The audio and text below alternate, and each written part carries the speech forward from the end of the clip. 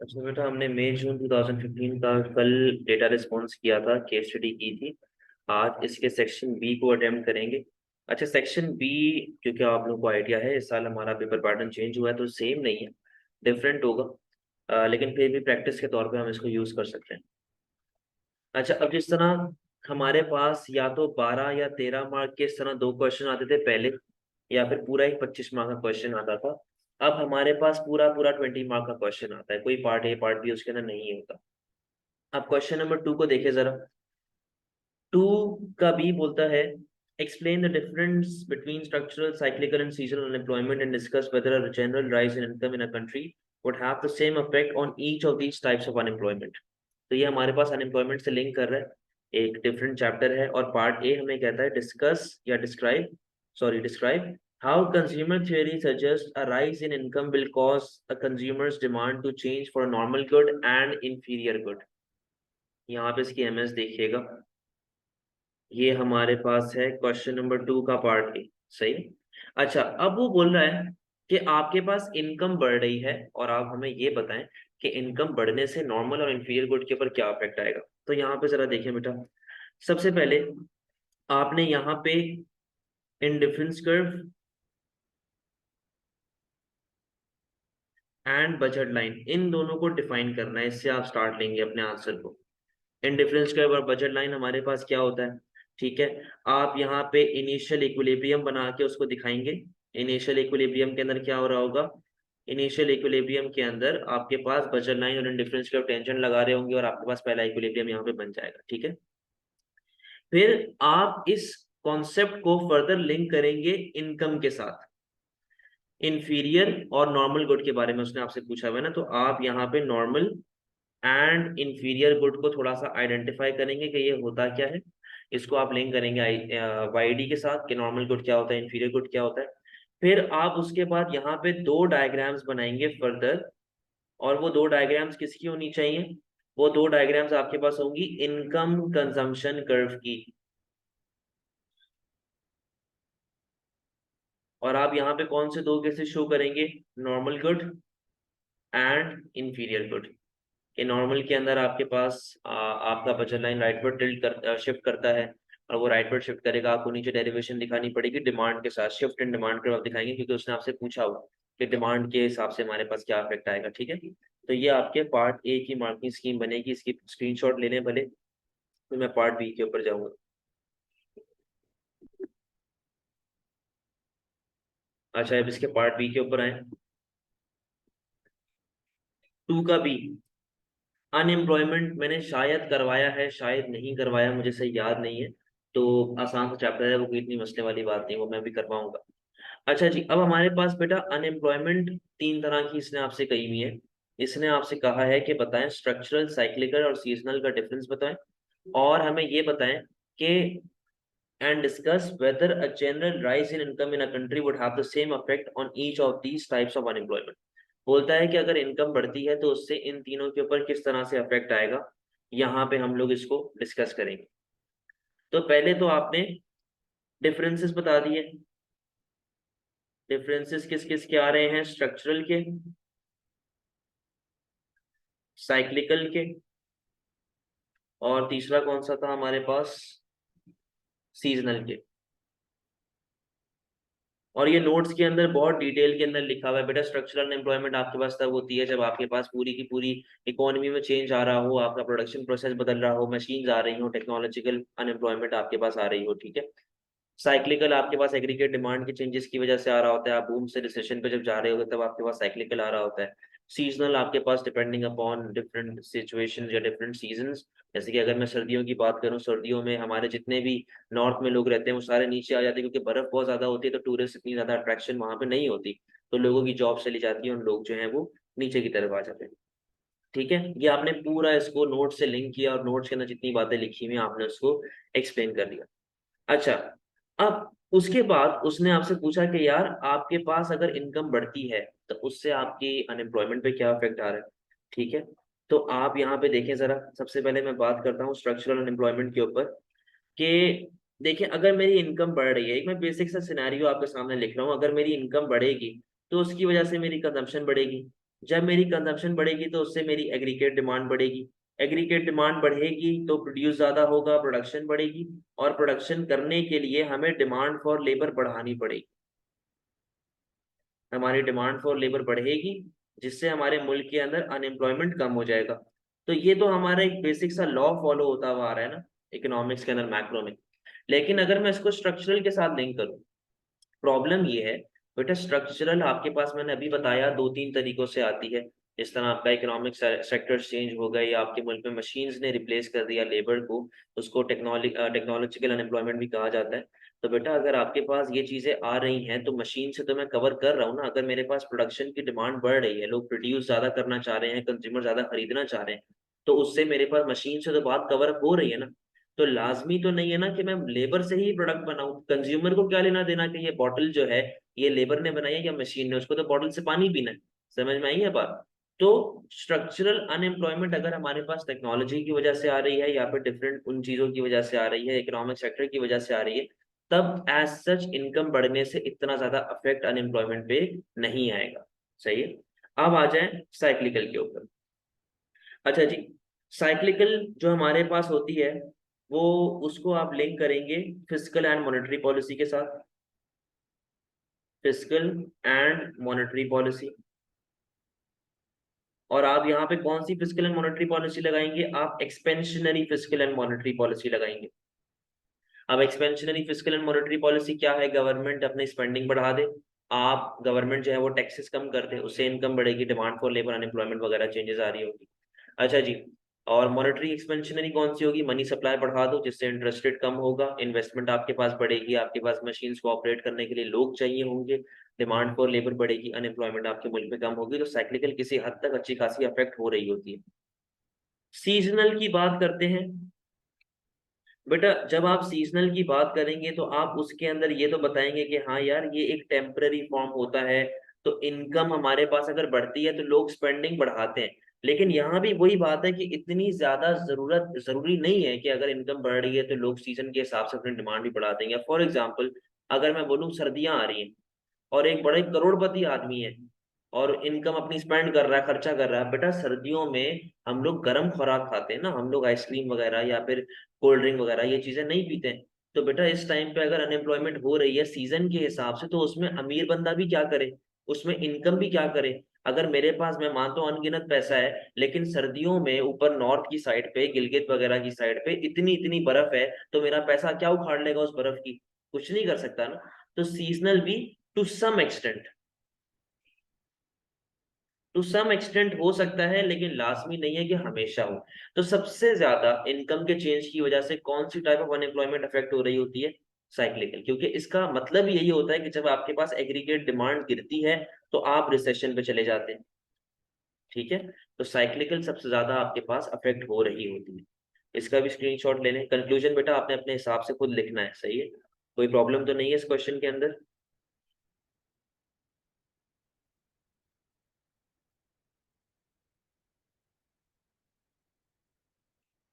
Clear है?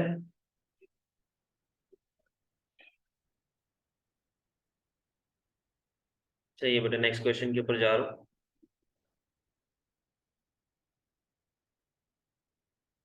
Question number 3। So expansionary fiscal monetary policy are to reduce जी, बिल्कुल cyclical unemployment को कम करने के लिए वो यूज होती है। अच्छा जी, क्वेश्चन 3 का पार्ट बी बोलता है discuss whether it is always true that a firm rather than maximising its profit while remaining small seek to grow in size. सही है। A firm in a perfectly competitive market and a firm with a monopoly both seek to maximize their profit. Explain with the help of diagram why the levels of price and output may be different in two markets. 3 का ए बोलता है कि हमारे पास एक monopoly है और एक perfectly comparative market है। ठीक है। ये दोनों प्रॉफिट को मैक्सिमाइज करने की कोशिश कर रहे हैं। तो भाई अब ये बताओ कि इनकी प्राइस लेवल में क्यों डिफरेंस होगा, और इनकी जो है वो आउटपुट लेवल्स के अंदर क्यों डिफरेंस होगा। अब यहाँ पे देखें भाई, क्वेश्चन नंबर 3 का पार्ट ए। अब बेटा आपको सबसे पहले तो एक बात आइडेंटिफाई करवानी है कि हम लोग यहाँ पे पता है क्या कर रहे हैं? हम लोग यहाँ पे लिंक कर रहे हैं imperfect competition versus perfect competition. सही है, हम लोग यहाँ पे ये काम कर रहे हैं, इम्परफेक्ट वर्सेस परफेक्ट कंपटीशन। ठीक है जी। अब आप लोगों को प्रॉफिट मैक्सिमाइजिंग का तो पॉइंट पता है, वो किधर हो रहा होता है, वो हमेशा आपका होगा M C is equals to M R के ऊपर, marginal cost is equals to marginal revenue के ऊपर। ये तो आपका बेसिक सा पॉइंट चलता हुआ है। ठीक है। अच्छा, अब आपने यहाँ पे एक मोनोपोली की डायग्राम बनानी है, जिसके अंदर आप सुपर नॉर्मल या एबनॉर्मल प्रॉफिट या profit maximising level of output पे ऑपरेट कर रहे होंगे। सुपर नॉर्मल और किधर ऑपरेट कर रहे होंगे आप, M C is equals to M R, profit maximising level of output पे। उसकी डायग्राम बनानी है और उसको आपने एक्सप्लेन करना है। ठीक है। इसी तरीके से परफेक्ट कंपटीशन की आपने नॉर्मल प्रॉफिट की डायग्राम बना दे, नॉर्मल प्रॉफिट वाली डायग्राम बना दे, वो भी M C is equals to M R पे ही ऑपरेट करता है। परफेक्ट कंपटीशन भी M C is equals to M R पे ही ऑपरेट कर रहा है, लेकिन हमारे पास यहाँ पे नॉर्मल प्रॉफिट के अंदर हम लोग एवरेज टोटल कॉस्ट के मिनिमम पे ऑपरेट करते हैं, यानी कि ब्रेक इवन पे ऑपरेट कर रहे हो। अच्छा जी। अब आपने उसको ये तो बता दिया कि प्रॉफिट मैक्सिमाइजेशन किस तरह हमारे पास दोनों के अंदर हो रही होती है। अच्छा, ये दो डायग्राम्स यहाँ पे हो गई, एक डायग्राम ये आ गई, एक डायग्राम में ये आ गई।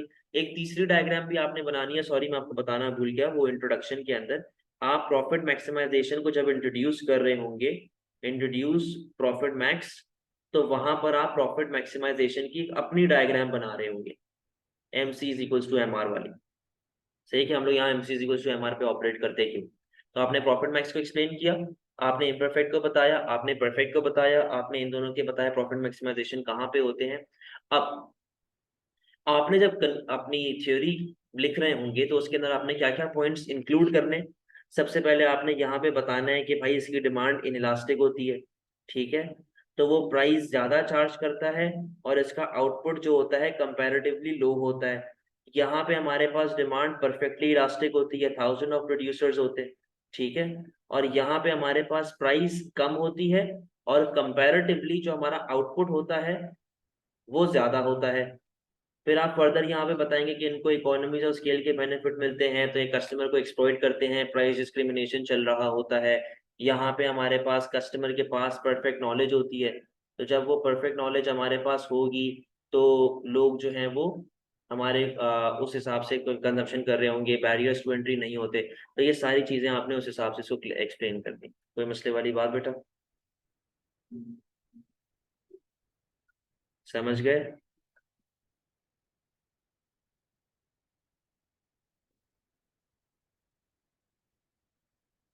अच्छा जी, क्वेश्चन नंबर 3 का पार्ट बी, डिस्कस वेदर, यार एक सेकंड।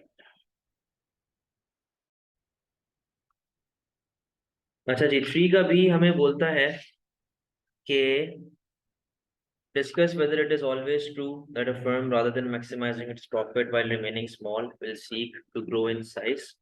अच्छा, अब यहाँ पे आपने डिफरेंट ऑब्जेक्टिव्स के बारे में बताना है। क्वेश्चन नंबर 3 का बी यहाँ पे है। बेटे 3 बी के अंदर आपने प्रॉफिट मैक्सिमाइजिंग की, तो देखो पार्ट ए में आप बात कर चुके हैं ना, तो पहले तो यही होता था कि जो चीज आपने पार्ट ए में लिख दी है अब आप पार्ट बी में नहीं लिख सकते। तो अब क्योंकि पुराना पेपर ही करें तो उसी हिसाब से जाना पड़ेगा। तो आपको और भी डिफरेंट ऑब्जेक्टिव्स के बारे में बताना होगा फर्म्स की।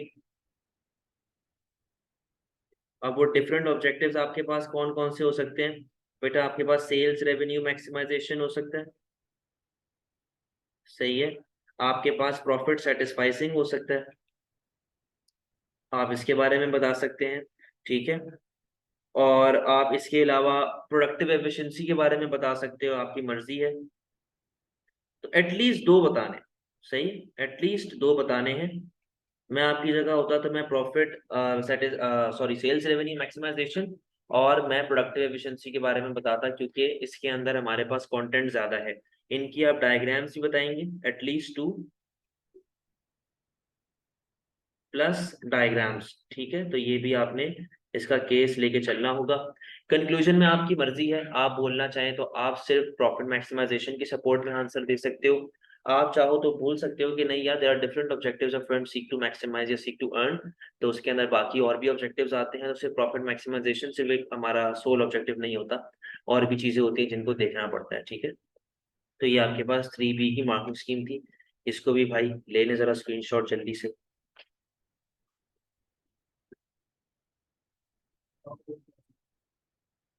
Thank you.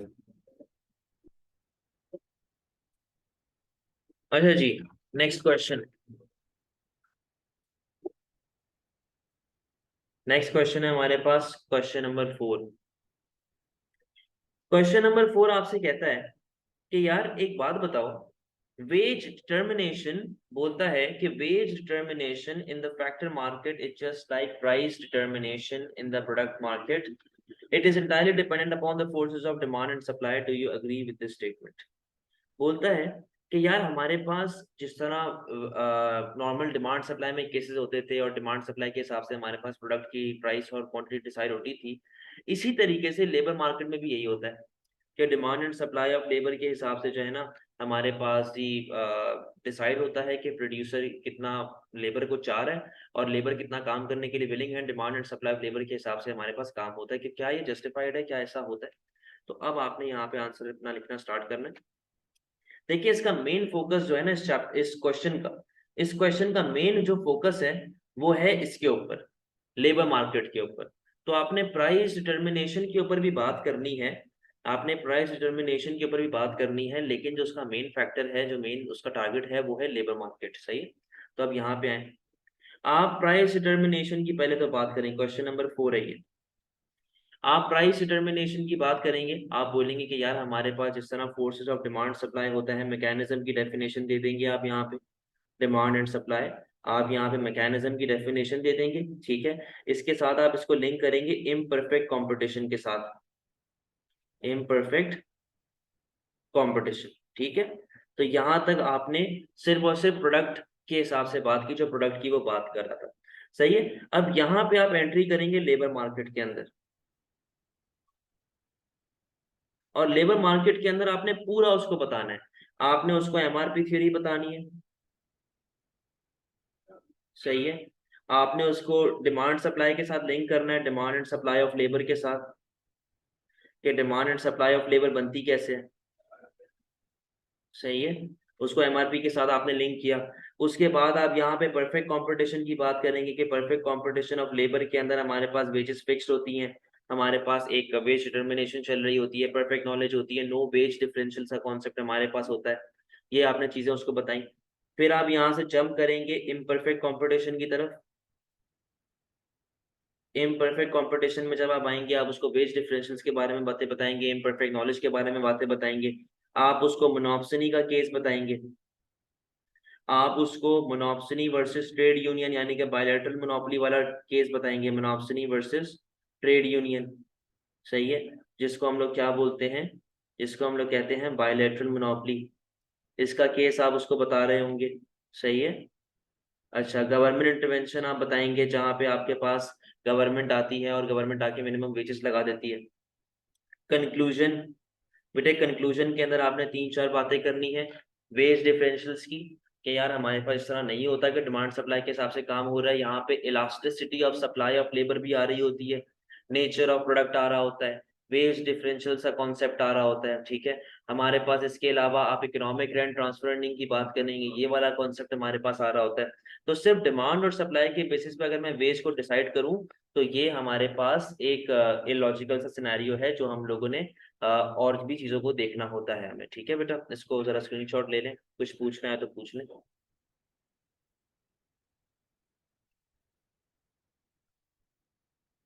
क्लियर है। नेक्स्ट क्वेश्चन, मैक्रो का अब स्टार्ट हो रहा है। Lack of consumer spending causes recessions. Recessions do not improve a country's standard of living. It is always better, therefore, to encourage consumer spending. For this improves a country's standard of living. सही है। Part B बोलता है discuss what policies a government may use to try and end recession. देख लेते हैं इसको, part A पे आए। What is a recession and is it always caused by lack of consumer spending. बेटा ये इतना आसान सवाल है कि अगर आप लोग चाहो तो इसमें 25 में से 25 ही उठा सकते हो। यहाँ पे आए, बोलता है कि what is recession, question number 5 का A, and is it always caused by fall in demand. सबसे पहले आप रिसेशन को डिफाइन करेंगे कि रिसेशन क्या होता है। रिसेशन एक ऐसा टाइम पीरियड होता है जहां पे आपका जीडीपी गिरा हुआ होता है, लोगों की इनकम लेवल गिरी भी होती है, ठीक है, और हमारे पास ओवरऑल प्राइस लेवल गिरी भी होती है, सही है। तो आपने रिसेशन का एक हल्का सा इंट्रोडक्शन दिया, आपने उसको बताना स्टार्ट किया कि जीडीपी हमारे पास गिर रहा है, हमारे पास जो है नेगेटिव इकोनॉमिक ग्रोथ आ रही है, नेगेटिव इकोनॉमिक ग्रोथ की भी आप बात लिख लें यहाँ पे, सही है जी, नेगेटिव इकोनॉमिक ग्रोथ। अच्छा, अब मैंने आप लोगों को जब डिफ्लेशन का चैप्टर पढ़ाया था, उसके अंदर मैंने आपको एक बात बताई थी, गुड वर्सेस बैड डिफ्लेशन की, और यहाँ पे वो क्वेश्चन को लिंक कर रहा है कि यार, is what is recession risk always always caused by consumer spending. तो गुड वर्सेस बैड डिफ्लेशन के अंदर एक कॉन्सेप्ट याद करें जो मैंने बताया था, किस चीज का, बैड डिफ्लेशन का। बैड डिफ्लेशन के अंदर हमारे पास क्या होता था कि हमारे पास प्राइस तो गिरती थी, माना प्राइस गिरती थी, लेकिन साथ ही साथ आपका जो जीडीपी था वो भी फॉल होता था, यानी कि आपके मुल्क में अनएम्प्लॉयमेंट बढ़ती थी। और ये बैड डिफ्लेशन आपके पास कब आता है, ये तब आता है जब आपके पास एग्रीगेट डिमांड गिर रहा होता है। तो यहाँ पे आपकी एक पहली डायग्राम आ गई है जहाँ पे आप उसको एग्रीगेट डिमांड के साथ फॉल करके दिखा रहे होंगे, और आप बता रहे होंगे कि यार आपके पास डिफ्लेशन गिर रहा है और डिफ्लेशन आ रहा है और रिसेशन की तरफ हम लोग जा रहे हैं, ठीक है। इसके अलावा आप इसके अंदर और क्या क्या बातें लिंक कर सकते हैं, आप इसके अंदर लिंक कर सकते हैं नेगेटिव मल्टीप्लायर। नेगेटिव मल्टीप्लायर कैसे आ रहा होगा भाई, क्योंकि लोगों के पास पैसा ही नहीं होगा। जब लोगों के पास पैसा नहीं होगा, लोगों के पास इनकम नहीं होगी, तो लोग किस तरह स्पेंड करेंगे, तो लोगों का एमपीसी गिरेगा। जब लोगों का मार्जिनल प्रोपेंसिटी टू कंज्यूम गिर रहा होगा, तो जाहिर सी बात है लोग स्पेंडिंग नहीं करेंगे, हम लोग रिसेशन की तरफ जा रहे होंगे, ठीक है। लोग लग्जरीज पे इतना खर्चा नहीं करेंगे, तो ये भी आप चीज उसके अंदर बता रहे होंगे। लोग अननेसेसरी एक्सपेंडिचर्स नहीं कर रहे होंगे, लोग एम्प्लॉयमेंट जो है वो, अब जाहिर सी बात है जब अननेसेसरी खर्चे नहीं करें, लग्जरी वगैरह नहीं परचेज कर रहे, तो लॉजिकल सी बात है उसकी प्रोडक्शन गिरेगी, हमारे पास डिमांड फॉर लेबर गिरेगी, और उसकी वजह से मुल्क में बेटा अनएम्प्लॉयमेंट बढ़ना स्टार्ट हो जाएगा। फर्दर आप बता सकते हैं कि अगर हमारे पास फॉर एग्जांपल मुल्क में इन्वेस्टमेंट नहीं हो रही, यानी कि हमारे मुल्क में टेक्नोलॉजी नहीं आ रही, मशीन्स नहीं आ रही, तो उससे भी हमारे पास रिसेशन आ सकता है, उससे भी हमारे पास फर्दर चीजें जो हैं वो डाउनफॉल की तरफ जा सकती हैं। कोई मसला? स्क्रीनशॉट लें बेटा इसका जल्दी से, मैं फाइल वैसे भेज दूंगा आप लोगों को।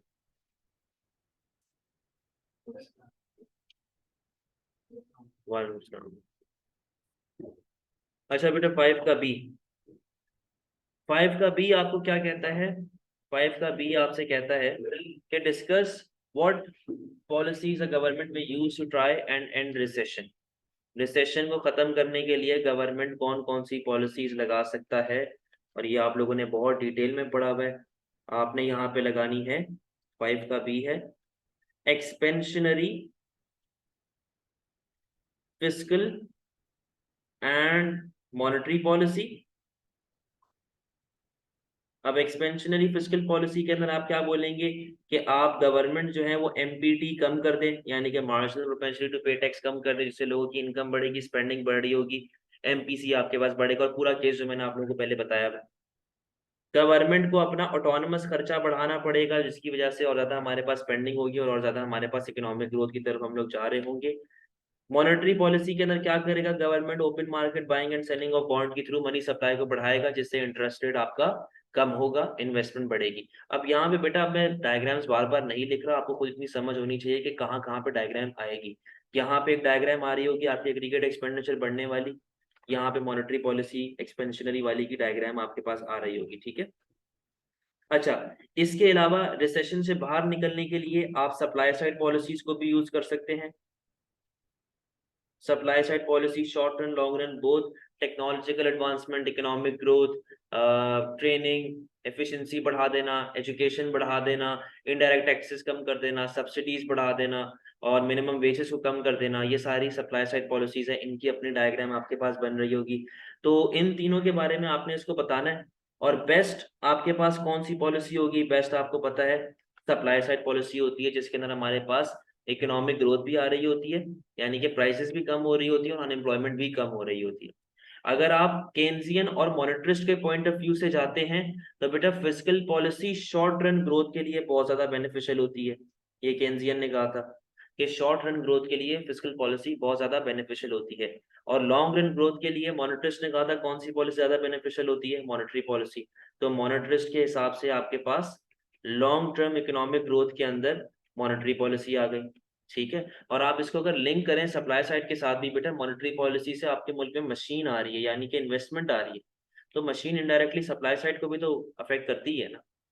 तो ये चीजें आपने उसके अंदर बतानी होगी। कोई मसले वाली बात है?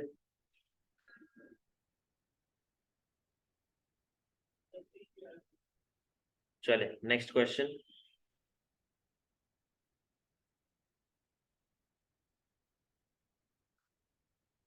अच्छा बेटा, ये डेवलपिंग और इकोनॉमिक ग्रोथ वाला क्वेश्चन है, ये हम लोगों ने अब तक नहीं पढ़ा, तो इसको फिलहाल छोड़ दें।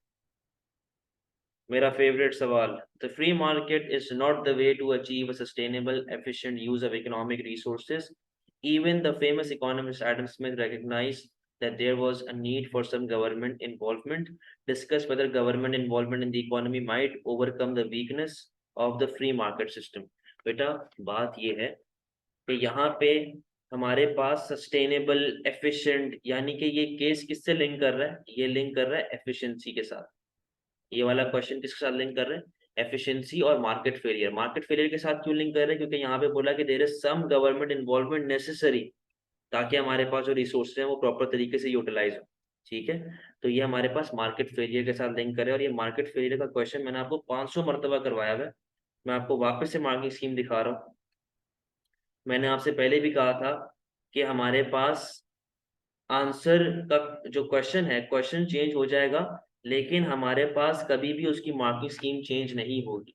देखें, इससे मिलते जुलते मैंने यहाँ पे 4 क्वेश्चंस और लिखे हुए हैं, सही है, मार्केट फेलियर से ही लिंक कर रहे हैं, और इन सब की एमएस यही रहेगी हमेशा, कि आपने पहले मार्केट फेलियर को डिफाइन करना है, आपने एफिशिएंसी के बारे में बताया, productive allocative efficiency, MSB MSc के साथ लिंक किया, डायग्राम बनाई, एफिशिएंसी के साथ लिंक किया, मेरिट की डायग्राम बनाई, डीमेरिट की डायग्राम बनाई, with subsidy and indirect taxes.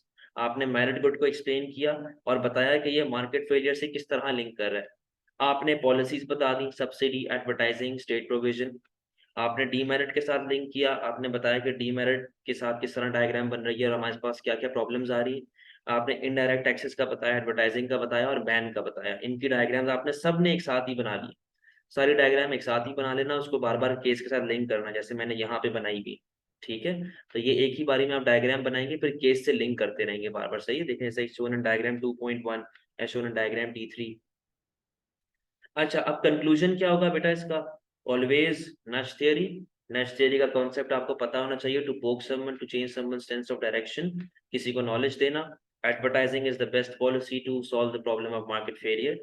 Disadvantages of subsidy, indirect taxes, state provision and ban. Mixed economy के साथ आप लिंक करेंगे, आप नेशनलाइजेशन के साथ लिंक करेंगे, आप बोलेंगे कि यार गवर्नमेंट की इन्वॉल्वमेंट जरूरी है, गवर्नमेंट के अलावा हमारे पास मामला खराब होने स्टार्ट हो सकते हैं, ठीक है। तो ये आपकी क्वेश्चन 7 की पूरी मार्किंग स्कीम थी। कोई मसला बेटा पूरे पेपर के अंदर आप में से किसी को?